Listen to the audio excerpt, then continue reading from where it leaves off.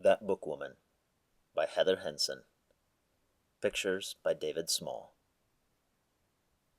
Available from simonsays.kids.com, published by Atheneum. That Bookwoman. My folks and me, we live way up as up can get. So high we hardly sight a soul, except hawks a-winging in the sky, and critters hid among the trees.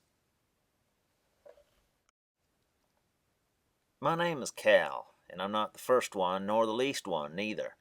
But I am the oldest boy, and I can help pipe with the plowing, and I can fetch the sheep when they take a wander. And I can bring the cow home too when come evening time, which is right handy seeing how Lark, my sister, would keep her nose atwixt the pages of a book daybreak to dusky dark if Mama'd allow. The raidinest child you ever did see, that's what Pop says. Not me. I was not born to sit so stony still a-staring at some chicken scratch. And I do not fancy it one bit when Lark plays teacher. The only school a jillion miles back down the creek, and even Lark can hardly spread her wings and fly. So now she aims to school us herself. But me, I am no scholar boy. That's why I'm the first to hear the clippity-clop and spy the sorrel mare, red as clay. I'm the first to know the rider's no man at all, but a lady wearing breeches for all the world to see. Of course, we make that stranger kindly welcome, and she's friendly as can be. And after sips of sassy tea, she lays her saddlebag upon the table, and what spills out might just as well be gold, the way Lark's eyes shine penny bright, the way her hands, they won't keep still, reaching out to grab a treasure. Now, what that lady brings, it's sure no treasure, not to me, but books. Would you believe? A passel of books she's packed clear up the mountainside. A hard day's ride and all for naught, I reckon. For if she aims to sell her wares just like the tinker man who travels round with pots and pans and such, it's but a plain and simple fact we had no greenbacks here, no shiny coins to spend. Leastways, not on dumb old books. Well, Pap, he takes one look at Lark and clears his throat. That's right, he says. A poke of berries for one book. My hands double fist behind my back. I yearn to speak, but daren't. It is the very poke I picked. For pie, not books. To my surprise, that lady shakes her head real firm. She will not take a poke of berries, nor a mess of greens, nor anything Pap names a trade. These books are free as air. Not only that, why, 2 weeks to the day she'll come again to swap these books for more.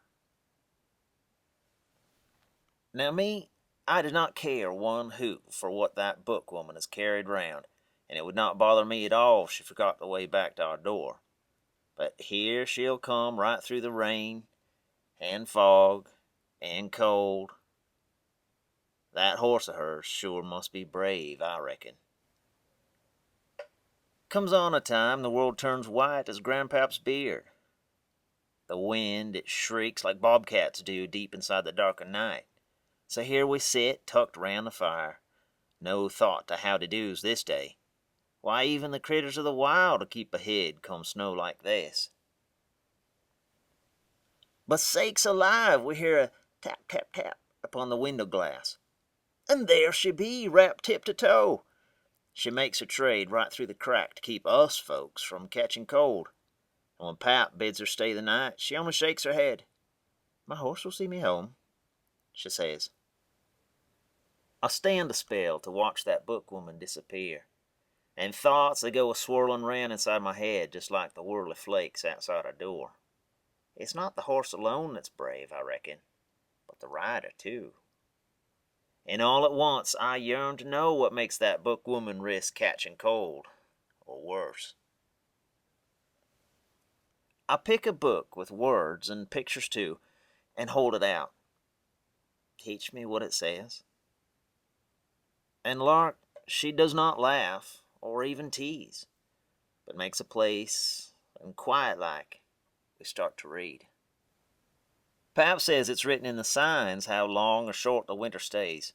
This year the signs all foretold a deepest snow, cold eternal. And even though most days were tight as toes pinched into boughten shoes, I do not mind. A puzzlement, I know, but true. It's nigh on spring before that bookwoman can stop to visit a spell.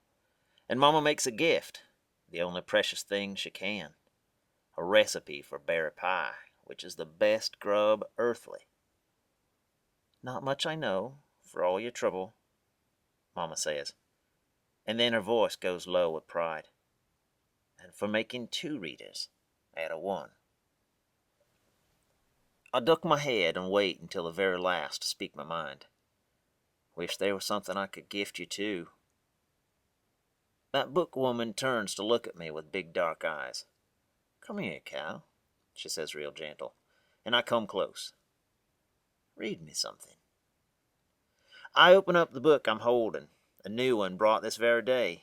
Just chicken scratch, I used to figure. But now I see what's truly there, and I read a little out.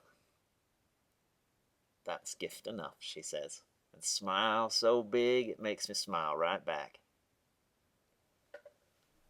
The Pack Horse Library project was founded in the 1930s as part of the President Franklin D. Roosevelt's Work-in-Progress administration in order to bring books to remote regions where there are few schools and no libraries. The following resources will help you learn more about the kind of bookwoman portrayed in these pages. Kentucky Department Libraries, New Deal Network, FDR Library.